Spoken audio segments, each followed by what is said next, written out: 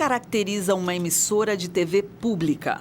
Será que existem diferenças na programação de uma emissora pública em relação ao conteúdo veiculado por emissoras não públicas? E ainda, será que as emissoras públicas realmente cumprem seu papel social? Estas são algumas das questões abordadas no livro A TV Pública Não Pública, as televisões não comerciais no Brasil, que acaba de ser lançado pelo jornalista e pesquisador Carlos Prachedes. Bom, os detalhes desta pesquisa a gente vai conferir agora aqui no Viva Voz, que está no ar pela rádio e pela TV Univale. Comigo, o acadêmico de jornalismo, Wesley Durães. Oi, Wesley. Olá, Lisa, e olá para você que acompanha o programa Viva Voz. Lembrando que você pode participar do nosso programa através das redes sociais, lá no Instagram, no @VivaVozUnivale, e pode acompanhar tudo que já foi discutido por aqui através do canal da TV Univale lá no YouTube. Isso mesmo, e hoje nós estamos então recebendo o professor Carlos Prachedes, que é coordenador do curso de jornalismo aqui da Univale, e ele que está lançando então o livro A TV Pública Não Pública, as televisões não comerciais no Brasil. Obrigada pela presença, bem-vindo, Prachedes. Obrigado, Lisa, obrigado, Wesley, pelo convite. Bom, esse trabalho é resultado da sua tese de doutorado em comunicação e linguagens, né, Prachedes? Isso. Em termos gerais, quais foram as suas principais descobertas nessa pesquisa? Bom, entre as hipóteses iniciais que a gente tinha para essa pesquisa, era de que as emissoras ditas educativas, emissoras de televisão ditas educativas de Santa Catarina, não vinham exatamente sendo aquilo que elas se propunham, sendo emissoras com uma característica plural, realmente com pluralidade de vozes, atendendo a comunidade de entorno, né? Então, uma das hipóteses era essa. E isso se confirma. Por quê? Porque das 9 emissoras com concessão dita educativa, ou seja, emissoras não comerciais, aqui em Santa Catarina, a gente poderia dizer que apenas uma delas realmente seria pública, né, com compromisso público, e que mais 2 emissoras também seriam educativas. Mas, que seriam quais? Então, a gente pode afirmar que, por exemplo, a TV UFSC, mantida pela Universidade Federal de Santa Catarina, embora seja uma emissora recente até, que ela é de 2013, e ela entrou no ar já em sinal digital. Ela nunca operou em sinal analógico. Essa, a gente pode dizer que realmente é a única emissora com concessão educativa exatamente pública, que atende todos os princípios de uma comunicação pública. Em primeiro lugar, porque ela é mantida por uma universidade pública. Ok, mas não é só isso. A concessão dela é de um canal público, porque essa concessão nem é da UFSC, é diretamente do Ministério das Comunicações e foi cedida à UFSC para exploração. Isso ainda no governo Dilma. Então, assim, essa gente, com certeza, a gente pode dizer que é uma emissora pública. Então, a gente tem uma emissora pública aí, aqui em Santa Catarina. Bacana. Agora, professor, para quem não entende ou não sabe, quais são as diferenças entre uma TV pública e uma TV não pública? Pois porque a gente está acostumado aqui no Brasil, e o brasileiro, ele geralmente pensa que televisão é tudo a mesma coisa, que é tudo igual. Liga a televisão e é tudo igual, né? E aqui no Brasil ainda a gente tem a hegemonia de um canal de televisão sobre outros, o que não acontece em muitos dos países desenvolvidos, né? Então, assim, isso tudo acaba atrapalhando um pouco essa compreensão, sabe? O brasileiro também tem uma outra dificuldade de entender que empresas públicas, por exemplo, necessariamente não são empresas piores, né, ou melhores do que as empresas privadas, não é? Uma empresa que distribui energia elétrica, por exemplo, hoje em dia. É claro que tem capital misto, né? Uma Celesc, por exemplo, o governo do estado de Santa Catarina tem a maior parte das ações, mas também uma boa parte é de capital privado, né? Então, assim, mas tudo bem, ok, não tem problema. O problema em se tratando de televisão é que não é a mesma coisa, né? Por exemplo, a BBC na Inglaterra, é o maior canal público do mundo, né? A organização dela é muito interessante. O investimento, os valores, né, que a BBC possui para aquelas superproduções que eles têm, chega a ser 20 vezes maior do que de todas as 16 redes de televisão brasileiras. Existem 16 redes de televisão no Brasil. Embora a gente, às vezes, ache que são 4 só, né? Mas são 16, tidas como redes. Então, assim, claro que o investimento é muito maior lá, até porque lá existe uma taxa, né, que é paga pela população. E o britânico sente muito orgulho de pagar essa taxa. Ele sente muito orgulho da BBC. É um patrimônio deles, né? Aqui, nós nos espelhamos no modelo de televisão, de radiodifusão norte-americano, onde prevalece o modelo privado. Ok, não tem nada de errado nisso. Mas até nos Estados Unidos existe uma televisão pública boa, que é a PBS, que tem um bom investimento. Aqui no Brasil, não. A gente sempre careceu de emissoras públicas de qualidade, infelizmente. Mas, assim, o que se destaca, claro, TV Cultura de São Paulo, que já ganhou vários prêmios internacionais e tal, né? Desde a década de 80. Eu não respondi ainda a pergunta. Eu estou aqui com ela, né, pensando. Mas é que, assim, uma televisão pública é realmente uma televisão... É que, assim, gente, para começo de conversa, são vários autores que trabalham essa temática e não existe ainda, assim, algo muito taxativo quanto a isso, sabe? Existem autores que pensam de forma muito diferente em relação à TV pública, mas eu creio que a gente vai conseguir esclarecer essas diferenças aqui ao longo dessa conversa. Agora, eu acho bacana que, para quem está ouvindo a gente agora, o cidadão que é o público da TV, né? O que é importante para as pessoas em geral saberem, né? Porque quando você fala em investimentos, por exemplo, né? Então, o que mantém uma emissora pública e, claro, as emissoras não públicas, comerciais, a gente já tem maior clareza por conta dos próprios anunciantes e tudo mais. Mas explica melhor o que as pessoas devem saber a respeito disso. Então, é porque, assim, ao longo do tempo, as definições do que seria uma televisão pública, elas foram ficando bastante diferenciadas. Por quê? Porque tem países em que a televisão pública tem anunciantes. Sim. Não tem problema também. Claro. O fato de ter comercial numa emissora de televisão não quer dizer que ela não possa ser pública.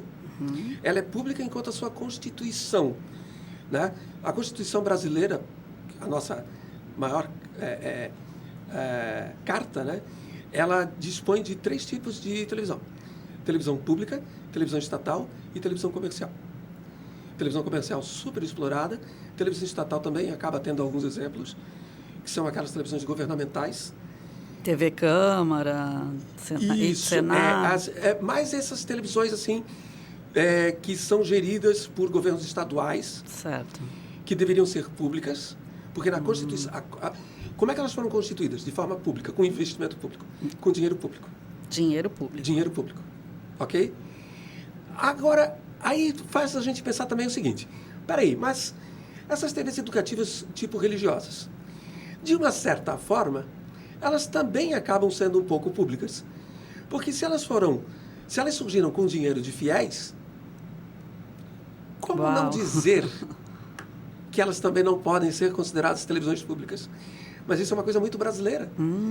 Não tem isso na Inglaterra, na França, na Itália, nos Estados Unidos. Ou seja, não tem um investidor principal, na verdade. Está entendendo? Então, assim, como não dizer que uma televisão mantida pela Igreja Católica, por exemplo, que provavelmente surgiu totalmente com doações dos seus fiéis. Embora sejam esses fiéis, claro, eles façam parte de uma população, né, até geograficamente muitas vezes identificada, a gente não pode dizer que não há um componente público interessante aí. Interessante. Agora, tem um detalhe. Vamos supor uma televisão educativa mantida por uma universidade. Ela não é uma televisão pública. Ok? Ela é uma televisão que tem uma programação educativa. Mas a Constituição diz que só existem 3 tipos de televisão: comercial, pública e estatal. Não existe televisão educativa na Constituição. Aí entra uma brecha. O Código Brasileiro de Telecomunicações de 67, que foi a primeira lei que trouxe esse nome televisão educativa. Olha só. Durante a ditadura militar. Isso gerou um grande problema. Que se refere especificamente a quem, então? Então, o que os militares queriam? Eles queriam ter uma televisão que transmitisse videoaula. Entendeu? Até 1985, só havia 15 emissoras de televisão educativas no Brasil. Assim, televisão, a TV do Rio de Janeiro, TV Cultura de São Paulo, que nasceu privada, né? Também era do Assis Chateaubriand. Era uma televisão elitizada de São Paulo, que não deu certo comercialmente. E o governo do estado de São Paulo ajudou bastante os diários associados. O Assis Chateaubriand já tinha morrido, mas ajudou muito os diários associados comprando esse canal. Certo. Com dinheiro público. Aham. Né? Ou seja, era uma concessão pública que foi dada de graça para um canal comercial. E depois, para socorrer, o governo do estado de São Paulo compra a emissora de novo. Entendeu? Pega e compra, injeta dinheiro dos diários associados. Então, assim, o Brasil é muito pitoresco, né? Existem coisas assim muito... que só no Brasil acontecem, né? Então, assim, por exemplo, só para a gente ter um resuminho. Vamos ver se eu consigo fazer aqui. Vamos lá. Nos Estados Unidos, a PBS nos Estados Unidos, ela não tem comercial. Mas o governo mantém totalmente. Verbas públicas. Para o pessoal entender, manter significa pagar todos os profissionais, os técnicos... O custo da televisão é muito caro, né? Tudo. A BBC não transmite comercial. Mas o Channel 4, também de Londres, transmite comercial e também é pública. Ok? Então tem 2 modelos públicos na Grã-Bretanha. Ok? E tem a televisão comercial da Grã-Bretanha, que é a ITV, a Independent Television. Então, assim, na França, tem a televisão pública, mas o principal canal, que era o canal França 1, que era teoricamente semelhante à Globo aqui, certo, de maior audiência, ele foi vendido para a iniciativa privada na década de 80. Gente... Entendeu? E hoje em dia, obviamente, tem muito comercial. Né? Por exemplo, no Japão, a NHK não transmite comercial, toda a verba é a taxa paga pela população. Toda a verba. Que interessante. Todo o dinheiro é mantido por essa taxa. A TV é aberta. É aberta. Mas ela só... Quer dizer... Para o cidadão ter acesso à televisão, tem que pagar. Ele tem acesso só se Em pagar. Londres também é assim, né? Sim. Mas, no Japão, a NHK é super fechadona, assim. E aí, em outros países, aí a coisa vai abrindo um pouco. Sabe? Muito interessante. Quer dizer, na verdade, o que a gente está tentando pegar carona aí na pesquisa do professor Prachedes é entender um pouco dessas políticas que envolvem as concessões, né? Exato. A gente vai ter que fazer um intervalo, mas Claro. vamos deixar uma pergunta no ar já para o Prachedes ir pensando, Wesley? É isso aí. De quais são os maiores problemas que as TVs brasileiras enfrentam em relação à política? Hoje estamos recebendo o professor e coordenador do curso de jornalismo, Carlos Prachedes, com seu livro A TV Pública Não Pública, as televisões não comerciais no Brasil.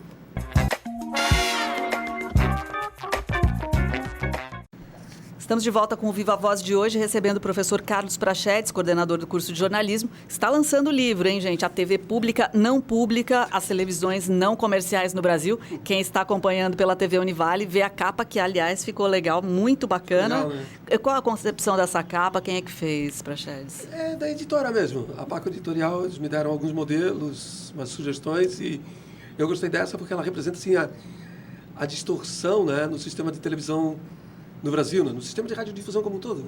Legal. E é bem o sinal da TV colorida, né? Aquela coisa bacana. Muito bom. Agora, professor, você tem mestrado em gestão de políticas públicas e, além disso, tem vasta especialização nessas questões de políticas de comunicação no Brasil, enfim. Agora, na sua opinião, quais são os maiores problemas dessas políticas aqui no Brasil? Temos mais um programa, né? Isso aí, assim, sendo muito... O principal problema é o envolvimento da classe político-partidária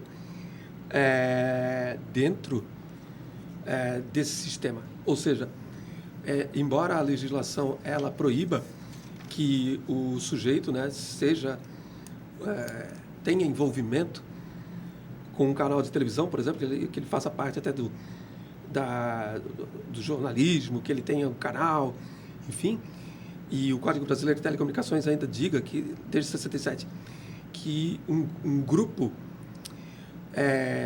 que uma pessoa, né, veja bem, possa ter apenas 10 emissoras de televisão no Brasil todo, e explora por 15 anos esse canal. Então tem distorções aí. Por exemplo, o grupo RBS tinha 18 emissoras de televisão.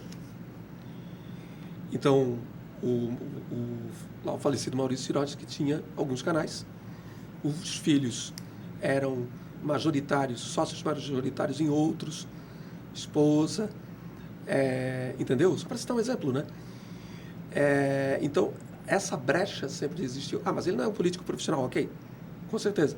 Mas esse exemplo acontece com os políticos profissionais.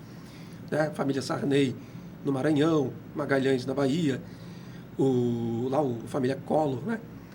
Que inclusive a concessão lá da TV Gazeta de Alagoas estava perigando ser caçada por irregularidades. Então, eu acredito que esse envolvimento que sempre houve de políticos profissionais, sabe, com a mídia, isso é o crucial, é o pior que a gente pode ter no nosso sistema. Porque aí não existe uma divisão democrática desses canais, porque né? assim, se as pessoas que vão conceder os canais de rádio e televisão são as mesmas pessoas que detêm canais de rádio e televisão, então fica um negócio um pouco estranho, né? É óbvio que podem legislar em causa própria, né? Agora, a gente fala de cassação. Aliás, recentemente houve uma situação envolvendo o presidente Jair Bolsonaro, que todo mundo está acompanhando, que ele acabou ameaçando não renovar a concessão da Rede Globo de televisão, depois que a emissora veiculou informações sobre um possível envolvimento do presidente, no caso lá da Marielle Franco e tudo mais. Eu não sei se existe historicamente. Já existiu uma cassação de concessão? Teve não renovação, né? Teve não renovação. Excelsior. Da em 1970. Porque no auge da ditadura, a Excelsior ela era contra o regime militar. E aconteceu isso aqui no Brasil. E a Excelsior, ela ameaçava a Globo. Então, provavelmente, não foi só uma questão político-partidária, né? Mas a Excelsior que lançou aquela coisa do modelo de programação de grade. Não foi a Globo que fez a grade de programação, foi a Excelsior. Né? Então, assim, eles fizeram isso. Realmente, não é que cassaram, mas não renovaram a concessão. E por quê? Porque eles tinham uma briga também muito grande com o Simonsen lá, que era o proprietário da Excelsior, e da Paner Brasil, né? Que era uma companhia aérea que não estava tão ruim financeiramente, mas eles pediram a falência da empresa, né? Então, são coisas do Brasil, né? Eu acredito assim que é óbvio que tudo pode acontecer, né? Só que, no caso de uma Rede Globo de televisão, veja bem, existe até um certo, creio que um pouco de desentendimento até deles mesmos, né? Dos políticos profissionais hoje em dia. Porque assim, ok, a TV Globo do Rio de Janeiro, a concessão foi em 62, vai fazer 60 anos em 22. Ok. Mas a TV Globo de São Paulo, não. E aí? Né? Tem então vai ficar isso só o Rio de também. Janeiro, sem Globo? Não vai poder atuar como rede? Certo. Ok, mas e daí? Entendeu? Manda por na internet a programação para as suas 125 emissoras, fora do Rio de Janeiro. Sei lá. Faz a programação sem ser... Voltamos à Idade da Pedra, né? Em que não havia satélite. Entendi. Mas assim, a Globo não vai liberar o Globoplay para todo mundo? Pois é. Claro que vai, né? Hoje, então, a gente Se tem uma acontecesse situação... uma situação dessa. A gente não está mais na Idade da Pedra. Então, assim, é um pouco até inocente essa colocação, sabe? Mas é claro que a gente não gostaria que nada disso acontecesse. Claro que a Rede Globo de televisão tem um passado também que teve uma série de problemas. Todos eles tiveram. Todos os canais tiveram, né? E alguns estão tendo agora alguma coisa que vai entrar para a história daqui a pouco, como emissoras que fazem assessoria, né, a quem está no poder. Isso é uma coisa estranha, né? Mas, enfim, Acho que é até um pouco inocente essa colocação, acabar com a Rede Globo. Certo. Né? Eles não vão deixar isso acontecer, eu duvido. Professor, pegando agora o gancho que você comentou sobre a internet, com a chegada da internet, das redes sociais, também se modificou, a TV também se modificou por conta dessa convergência. Aqui na Semana de Jornalismo a gente discutiu isso e eu gostaria de saber, na sua visão, quais foram as principais mudanças na programação das TVs no Brasil após a chegada da internet e das redes sociais posteriormente. Então, é claro que é assim, sabe, Wesley? É claro, a internet mudou muita coisa, a relação, né, do telespectador. Hoje todo mundo assiste TV com a segunda tela, com o celular ali na mão, é claro. A audiência caiu muito, né, da televisão aberta, mas também caiu muito da televisão fechada. A televisão fechada está prestes a sucumbir no Brasil. De repente, daqui a pouco, a gente não vai ter mais televisão fechada. E, na verdade, a audiência da televisão aberta ainda é muito grande no Brasil. Claro. É gigantesca. Entendeu? Então, assim, a publicidade, quando consegue faturar alguma coisa na internet, consegue faturar alguma coisa, ok, mas nem chega aos pés de um minuto numa Rede Globo de televisão no horário nobre, que tem lá 40 pontos de audiência em São Paulo, que é por onde é o principal mercado. Então, assim, assim, a televisão foi se adaptando um pouco, né? Poderia ter se adaptado mais e aproveitado a questão da multiprogramação da televisão digital. E a gente ainda não tem isso, né? Talvez, se caçarem aí a concessão da Globo, a Globo usa multiprogramação, entendeu? Como a BBC faz, né? Faz a Globo usar a multiprogramação, todo mundo começa a receber mais 3 canais, sei lá, sabe? Globo 1, Globo 2, Globo 3, Globo 4. Assim, agora, por que o governo não brecou isso quando o Lula, lá no governo Lula, também teve um erro bastante grande, né, no governo Lula? Quando o governo Lula abre a televisão digital no Brasil, por que não estabeleceu regras de utilização da multiprogramação para os canais públicos? Não é? Aqui em Itajaí. Aqui em Itajaí, quem é da minha idade nunca tinha assistido um Castelo Rá-Tim-Bum. Aliás, nunca assistiu. A gente sabe que... A gente assistiu depois de velho, né? Porque a gente não tinha isso. A Lisa é de São Paulo. A Lisa é outra coisa. Mas para essas coisas chegarem aqui, não chegava. Então, o que acontece?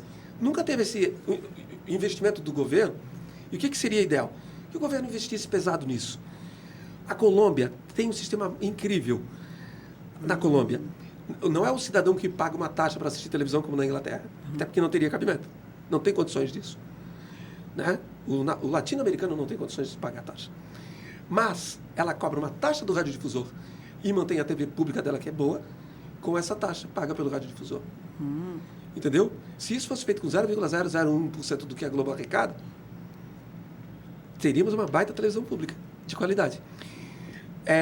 Então, assim, né, é muito amplo esse debate, é muito ampla essa questão, mas assim, eu acho que o governo Lula errou muito, porque essa questão da multiprogramação, todos os municípios brasileiros poderiam, nesse momento, todos não, né? A maior parte nem tem televisão digital ainda. Vai demorar muito tempo ainda, mas enfim. Bacana. A gente quer saber como as pessoas podem adquirir o livro, né? Porque o livro, com certeza, esmiuça muitos detalhes de toda essa discussão. O livro foi, então, publicado pela Paco Editorial, que é lá de Jundiaí, e está à venda aí em todos os sites, na Amazon, em todos os sites das livrarias. Tá? Bacana. Se eu puder, eu só queria deixar uma coisa clara, assim. Então, como eu disse antes, assim, até para o nosso ouvinte, o que nós temos hoje aqui no Brasil, o sistema estatal, comercial e público. Está errado. O ideal seria, como fora do Brasil, público, privado e privado não comercial. Por exemplo, o dia que a TV Univale entrar no ar, ela vai, em canal aberto, ela vai ser uma televisão privada não comercial, com programação educativa. Entendi. Ela não será pública, mas ela não é comercial. Não é comercial. Interessante. É assim como funciona a FURB, a Unisul, né?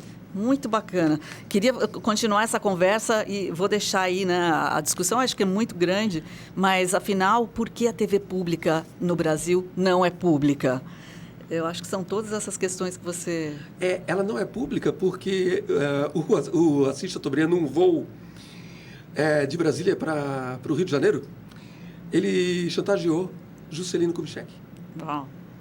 O Juscelino queria dar a concessão do Canal 4, que hoje é da Globo, para a Rádio Nacional, que era incrível. Uma programação maravilhosa. E teria sido um sucesso. E aí o Assis Chateaubriand, isso tem, sabe, em livros que comprovam isso, esse diálogo, inclusive. Ele chantageou o Juscelino e disse que ia colocar todos os podres do governo no ventilador, caso ele desse essa concessão para a TV Nacional.